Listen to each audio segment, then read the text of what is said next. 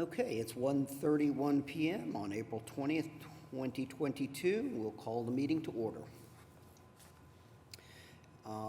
Second up on the agenda is the receipt or approval of the Journal of Proceedings of January 20th, 2021, our last in-person meeting. Do I have a motion? Move approval, and it looks like we have one little typo on it, just want to make sure, because item 4 on the journal says 2020, should have said 2021, but other than that, everything looks good.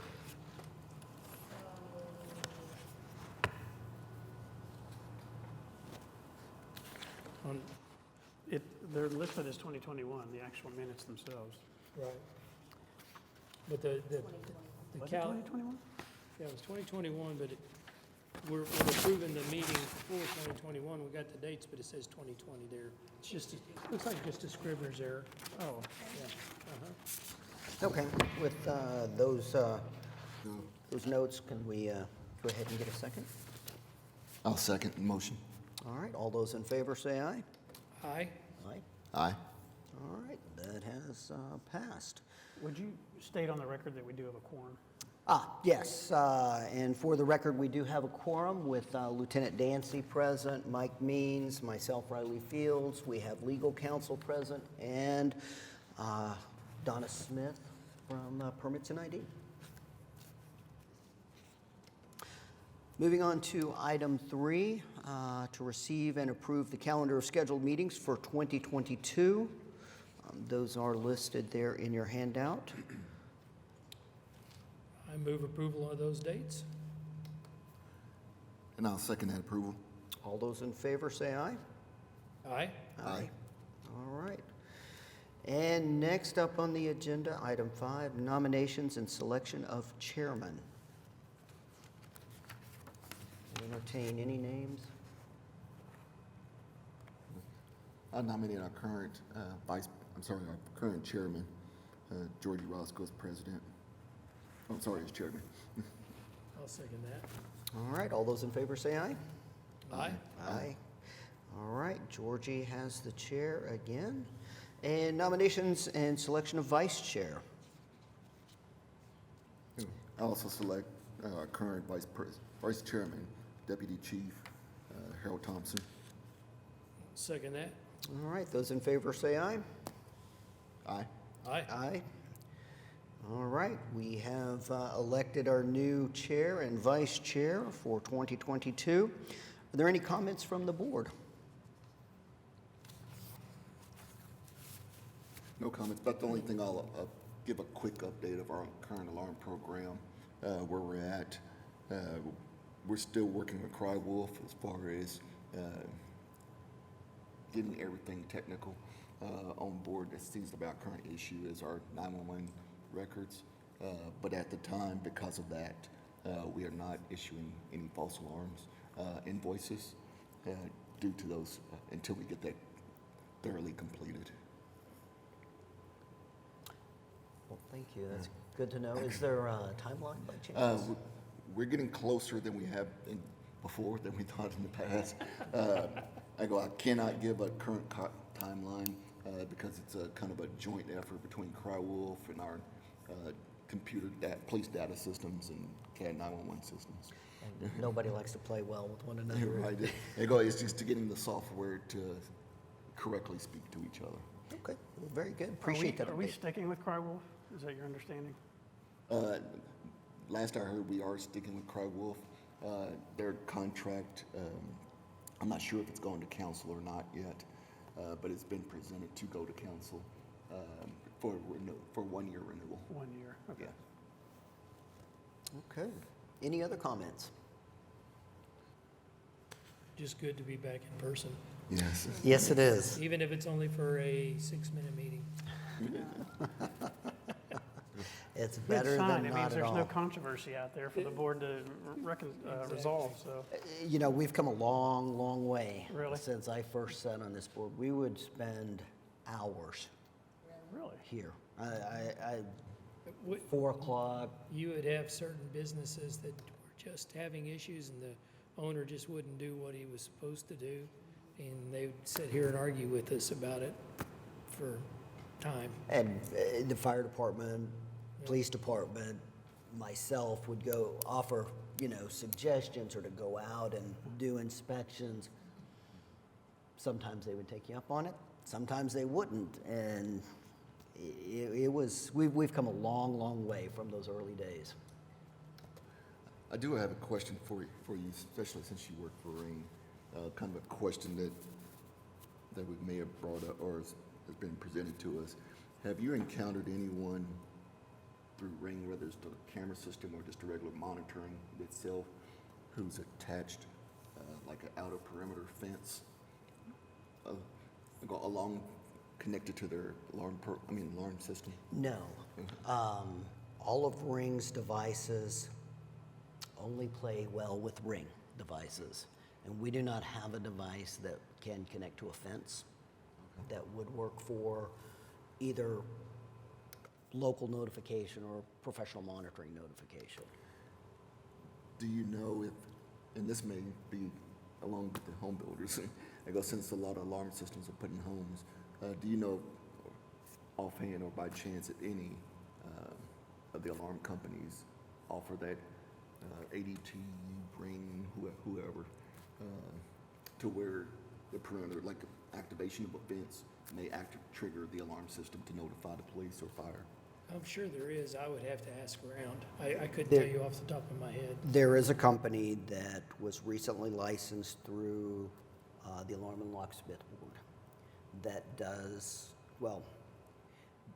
that had a bill established through the legislature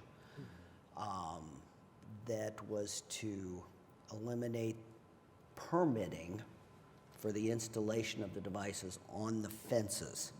I cannot remember the name off the top of my head, but I can certainly email you that. But they do perimeter fencing. That's what they do. And it ties into the local alarm system. It's hardwired devices. That bill is one reason why I'm asking, because we've been notified of that. We're wondering. I've been on the department for about 27 years. I've never heard of a fence activating, the police department, but that doesn't mean it's not the case. There has been devices that you can put on fences for as long as I can remember, and they were called shaker devices. They had a long wire, and they had a device that was kind of similar to the gavel, and it would hang down. And when the fence was moved, it was kind of like an inertia device, and it would rattle, so to speak, and cause the alarm to trigger. Huge false alarm potential. A lot of companies stopped using those back in the mid-90s because of that. I am not sure what this new company's technology is exactly, but I can tell you, because I'm involved with all of the Continental 48, they have went to state legislatures and had bills passed that are exactly the same as what they had passed here in Oklahoma.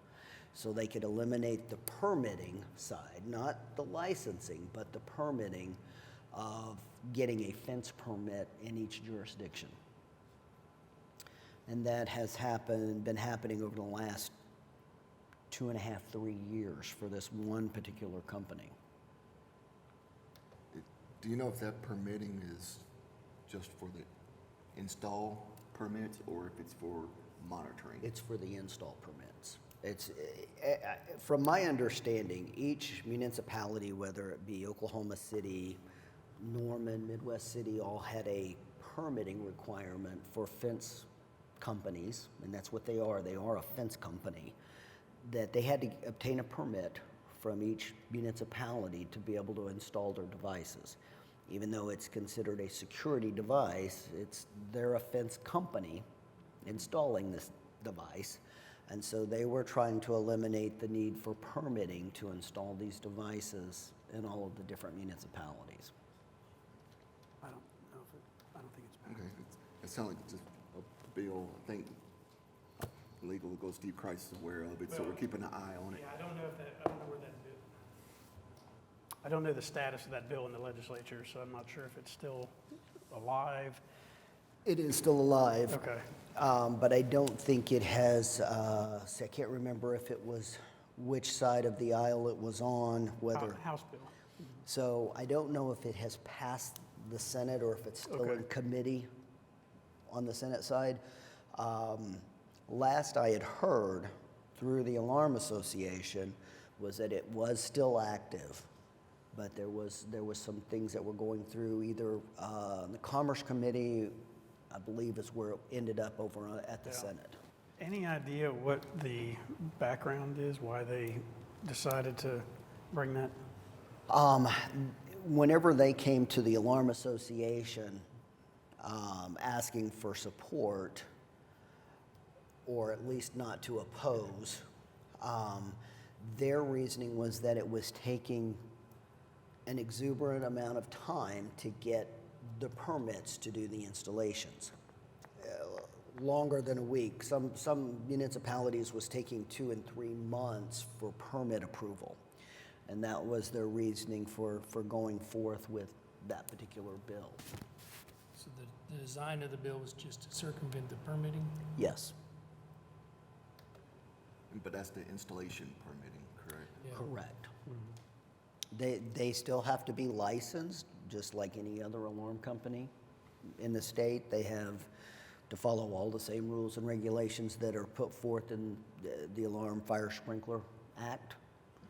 They have to have a qualifier for the company. They have to meet the same experience requirements for their manager, et cetera. And they would fall underneath the same false alarm fines should their items be faulty as any other alarm company or their customer would in regards to whether it's, John Doe or ABC company. They would still fall underneath the same false alarm rules as anybody else.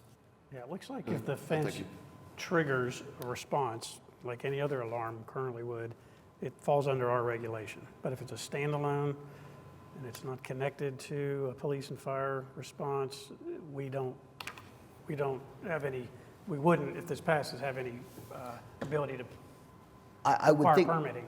I would think the only thing that we as a board would have to be concerned with is if there is a loud alarm, such as a siren going off and being a nuisance, and maybe a neighbor calling in saying that there's an alarm, and that becomes a repetitive issue, but that would be for, the police and legal to decide upon that. I want to say this is only non-residential. It is only Property. non-residential. It Okay. is not for a residential setting. It is Okay. they only work with commercial properties. That example you presented was kind of one of my ideas, and then the other one would be if a security guard or a company is monitoring it, and they in turn will call because they received an activation. I would hope that if it's a security guard company, that they would do a verified response prior to doing a dispatch. If it's a guard company, that's usually what they're paid for, is to go investigate prior to requesting dispatch of emergency responders. But I would think that if the security company called us because of the alarm, then that would fall under our ordinances for obtaining an alarm permit. Absolutely, yes, and even whether they had, even if they had the fence or not, if they have a security system, they still have to have a permit Correct. through whatever municipality they may be in, whether it's Oklahoma City or wherever there's a permitting requirement. Okay. All right, thank you. You're welcome. Anybody with any other comments? No? Move that we adjourn? Second? I second it. Those in favor say aye. Aye. Aye.